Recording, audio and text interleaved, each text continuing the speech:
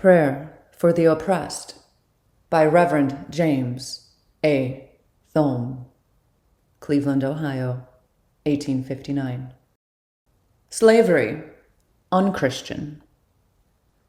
There is a deep and growing conviction in the minds of the mass of mankind that slavery violates the great laws of our nature, that it is contradictory to the dictates of humanity, that it is essentially unjust, oppressive, and cruel, that it invades the rights of liberty, which the author of our being has endowed all human beings, and that in all forms in which it has ever existed, it has been impossible to guard it from what its friends and advocates would call abuse of the system.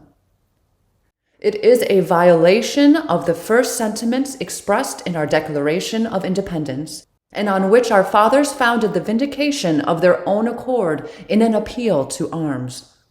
It is at war with all that a man claims for himself and for his children. And it is opposed to the struggles of mankind in all ages for freedom. The claims of humanity plead against it. The struggles for freedom everywhere in our world condemn it. The instinctive feeling in every man's own bosom in regards to himself is in condemnation of it. The noblest deeds of valor and of patriotism in our own land and in all lands where men have struggled for freedom are a condemnation of the system. All that is noble in a man is opposed to it. All that is base, oppressive, and cruel pleads for it. The spirit of the New Testament is against slavery, and the principles of the New Testament, if fairly applied, would abolish it. In the New Testament, no man is commanded to purchase and own a slave.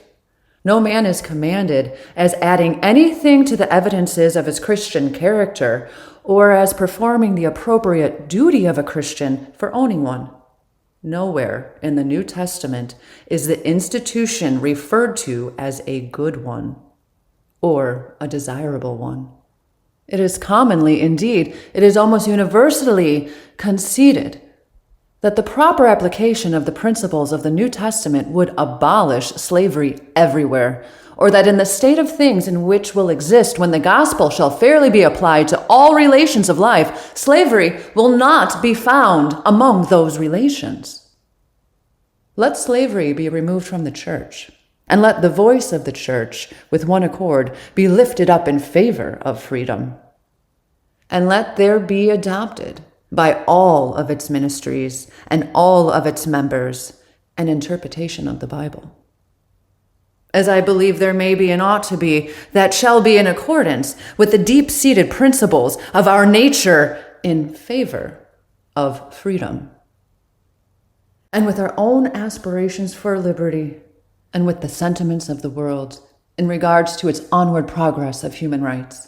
And not only would a very material objection against the Bible be taken away, and one which would be fatal if it were well-founded, but the establishment of a very strong argument in favor of the Bible would be the direct result of such a position.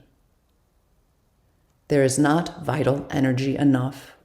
There is not power of numbers and influence enough out of the church to sustain slavery for 1 hour, if it did not exist within it. Let every religious denomination in the land detach itself from all connection with slavery, without saying a word against others.